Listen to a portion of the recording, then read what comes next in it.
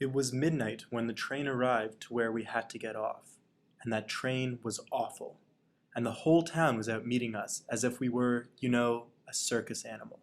We spent many days without knowing anything about tomorrow. We secluded ourselves in a darkened house with the windows closed. My dad always told me that I was Canadian, and there's no use going to Japan because I'll be a foreigner in Japan. We thought we were Canadians. Why should we get evacuated? The first time anybody addressed us as Canadian, every one of us had tears coming down our eyes. But they didn't see it this way. They took our possessions, our livelihoods, our right to vote, and even our families.